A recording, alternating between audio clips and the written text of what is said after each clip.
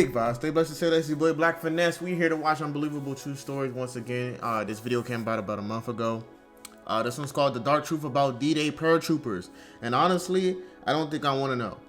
But we're going to find out anyway.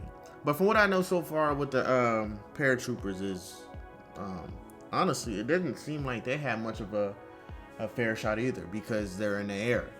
And it's dark. It's the crack of dawn. And they're being shot at in the middle of the air. You know what I'm saying? And then they're landing. Some landed in the water, drowned. Some couldn't get rid of their parachutes, drowned. Some landed in the trees, got strapped, drowned in the air. You know what I'm saying? Well, not literally drowned in the air, you know what I'm saying? But like trapped in the tree, they got spotted and got shot. It's like you had to be one of the lucky ones to be able to survive paratrooping. Because like once you hit the ground, it's either once you hit the ground you're getting shot, or you're in the air, you're getting shot. But I ain't going to really say too much because a lot of people don't really know what really happens to the paratroopers, and I'm pretty sure I don't know everything myself, but we can get right into it. Here we go. The Allied commanders planned the biggest military operation in human history. They realized that very realistically, casualties ranging from 50 to 70% could be expected among the airborne units, without whom the operation couldn't succeed. They tried to prepare for the inevitable, but they didn't know that everything that could go wrong would go wrong. Oh, it did go wrong. You're about to see what actually happened to the airborne units of D-Day. How disturbingly many of them were lost. And D-Day was my favorite against battle. All odds, they made sure that the operation would not fail. By early 1944, the United Kingdom was packed with nearly 2 million Allied troops. American, British, Canadian, and others were reaching the peak of their buildup. And yet, for the soldiers, the actual place and date of the coming invasion remained a mystery. They knew something massive was coming. The scale of ever-intensifying training, followed by strict lockdowns of military bases, made it clear that something was near. But the exact time and place were kept in total secrecy. Rumors spread. Some believed the invasion would land in Norway, others were convinced it would be Calais. Very few guessed it would be Normandy. That confusion, however, wasn't accidental. Operation Fortitude, which was the most elaborate deception plan. From my knowledge, it was on purpose because they wanted to confuse the Germans because the Germans were, at the time, ahead of its time. So the goal was to misinform them where it was going to be to lighten up their defenses. But I mean, from what I remember, they didn't really clear out the defenses during D-Day the time it happened.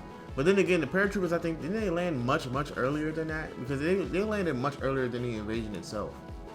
So it ain't much I can say about lightening their defenses, because the defenses wasn't supposed to be lightened until they got to the beaches.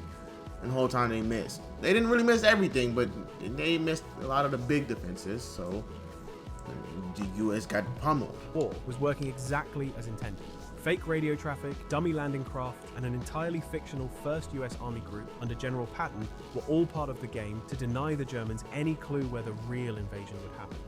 The Germans fully expected the Allies to attack at Calais, since it was the narrowest point between Britain and France. Normandy seemed less likely, and that was exactly why the Allies chose it. It would be less defended, and the element of surprise would be on their side. Meanwhile, airborne divisions were training for something different. They weren't preparing to land on beaches, but to drop into darkness behind enemy lines. The US 82nd and 101st, along with the British 6th Airborne Division, were being relentlessly trained in the days leading up to the invasion. However, nothing could have prepared them for what was about to happen. Most of these troops had never seen combat, but the airborne badge had quickly become a symbol of elite status within the Allied ranks. They were trained to fight alone, surrounded and outgunned, and that alone was worthy of respect.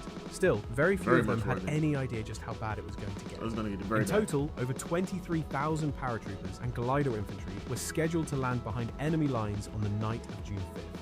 The American 101st Airborne would be tasked with securing the causeways leading off Utah Beach to ensure that the first waves of tanks and infantry wouldn't be trapped on the sand. The 82nd would jump farther inland to block German reinforcements and seize key road junctions. On the eastern flank, the British 6th Airborne would take Pegasus Bridge and destroy German gun batteries threatening Sword Beach. At least that was the plan.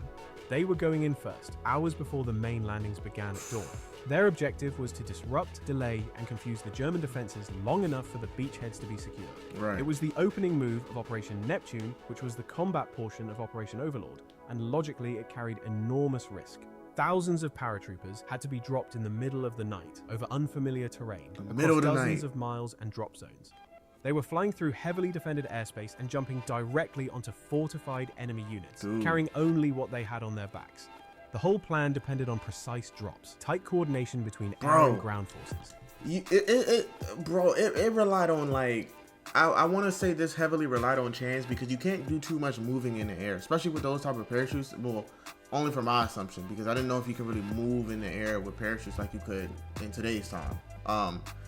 You're banking on them missing you in the air. Like, imagine you're parachuting and bullets are flying around you, bro. Like, I would want to get to the ground as early as possible, but then again, I'd be scared to hit the ground, because who knows where you're gonna land. You might land right next to somebody or a group of Germans, and they shoot you on sight. Like, bro, like, that job, paratrooping, seems extremely difficult, which is highly respected, dog. And fast link-ups between scattered units once they hit the ground.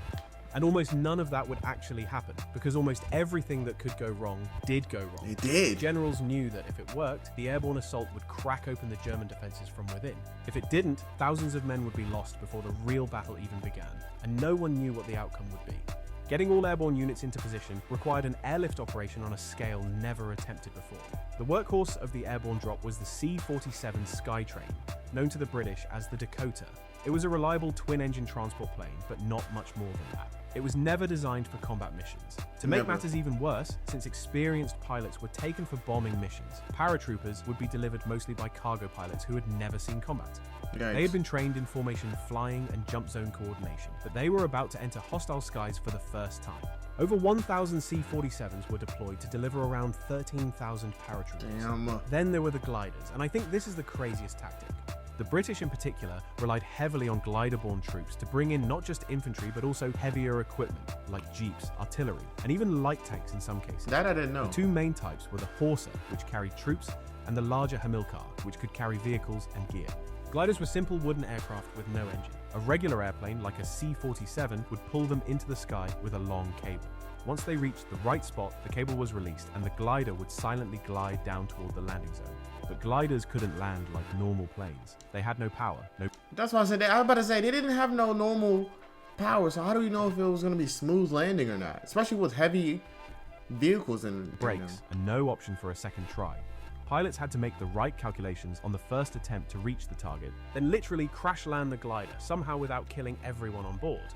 And they had to do that in total darkness without navigation, using only paper maps, a compass, and what they could see. That was if anything went wrong, for... the entire crew on board could easily be killed. And a lot of times they were, unsurprisingly. Still, gliders were used because they could carry more men and heavier gear than parachutes, and they made almost no noise and had no radar signature when coming in. But it was undoubtedly one of the most dangerous and scariest flying assignments of the war. I bet. The first men to go in were the Pathfinders. These were small, elite teams of paratroopers dropped ahead of the main force to set up Eureka beacons, signal lights, and radar reflectors that would guide the rest of the aircraft to their proper drop zones. These men jumped alone or in small teams hours before everyone else, and sadly many of them never made it to their markers. Some were dropped too far from their targets. Others were killed or captured before they could set up the signals. Without those signals, the rest of the drop would become an unpredictable scatter across the entire region. Spoiler alert, it did. Just after midnight on June 6th, the sky over Normandy began to fill with the steady hum of hundreds of approaching aircraft.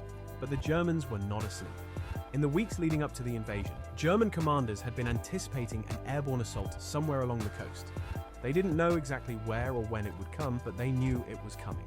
So they had deliberately flooded the low-lying fields behind the beaches, turning large areas of land into waist-deep marshes, which were nearly invisible from the air but absolutely deadly for anyone landing in them. They even stuck wooden poles called Rommel's asparagus in the fields to deny gliders a landing zone, as they would be wrecked if they hit them. Fallschirmjäger, Wehrmacht, and even some SS Panzer divisions were stationed, and though many officers still expected a landing at Calais, the defenses in Normandy... This is ground zero. Like, the Germans back then were smart, bro.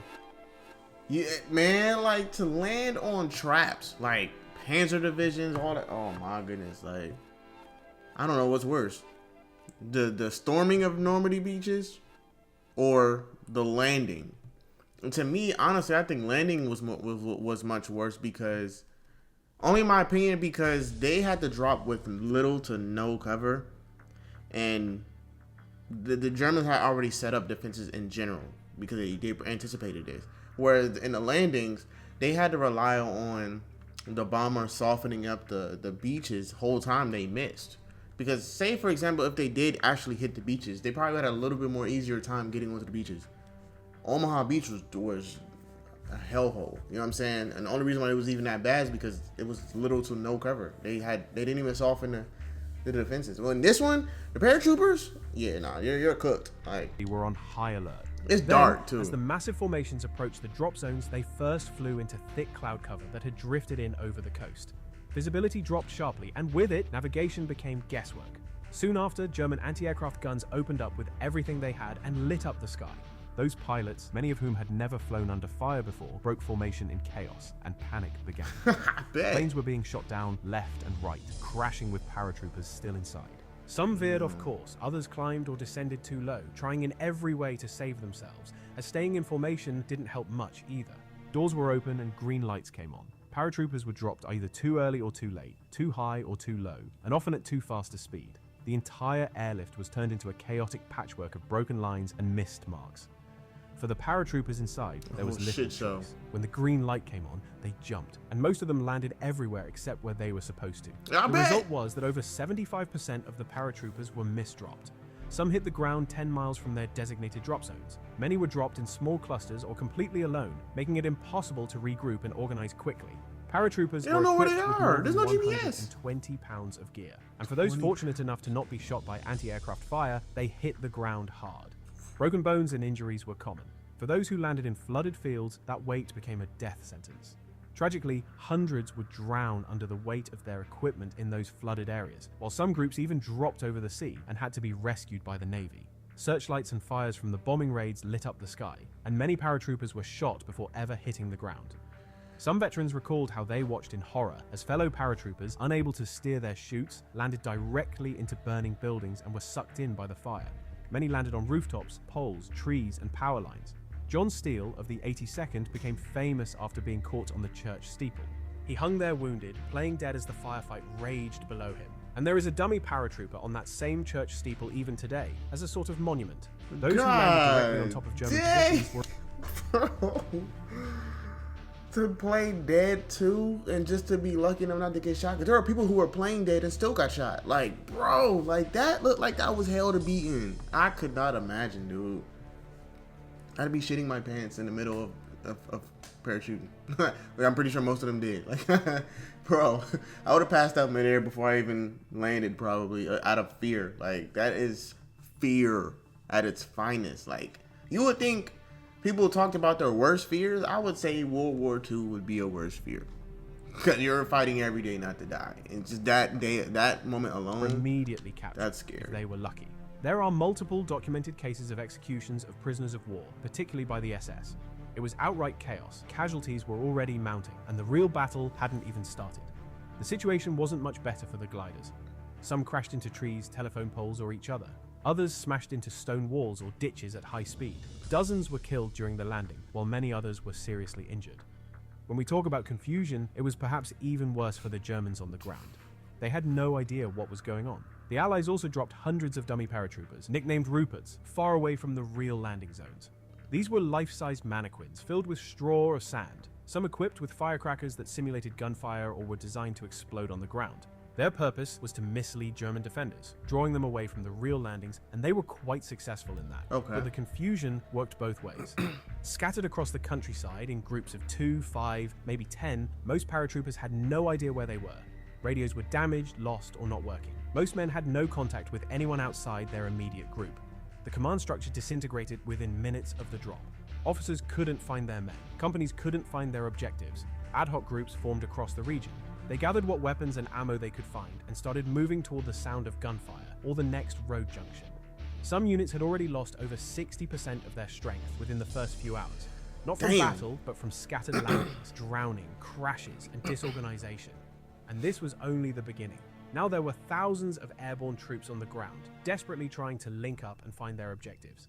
To lower the chance of friendly fire, the American 101st used small metal clickers known as crickets to identify one another in the dark. When coming upon someone, a paratrooper would challenge him with one click.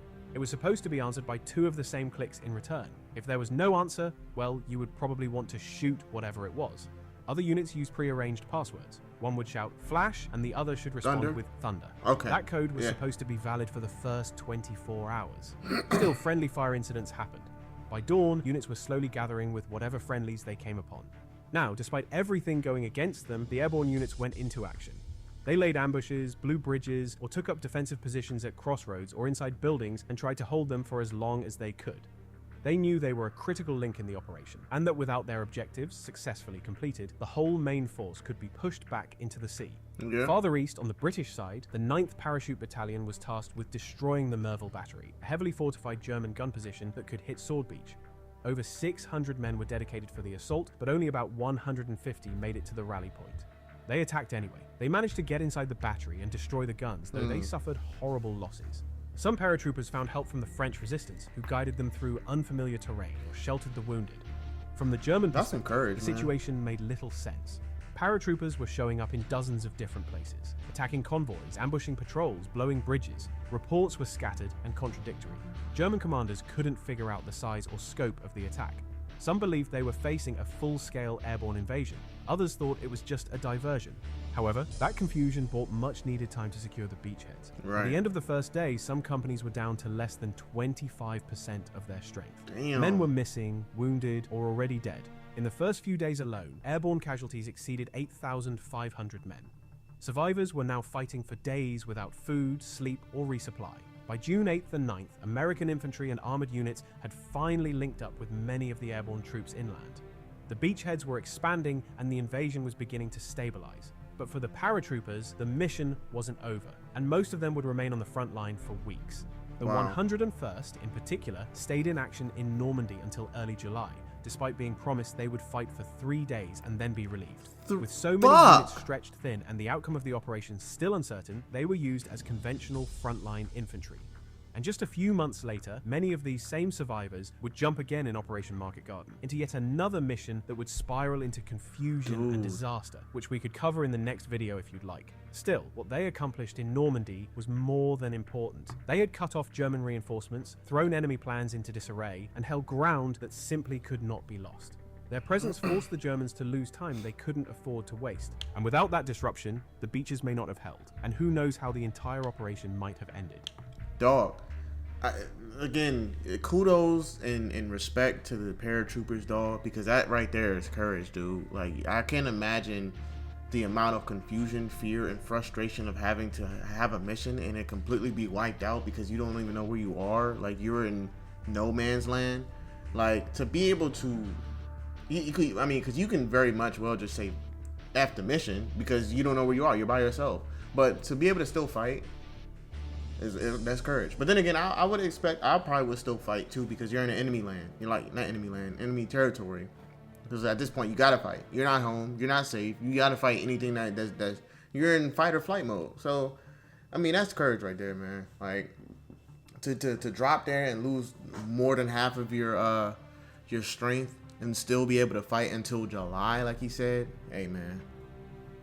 It seems like, just from my opinion, but I mean, obviously all war heroes are heroes to me, but it seems like the paratroopers had a much harder job because they had to do this unprepared.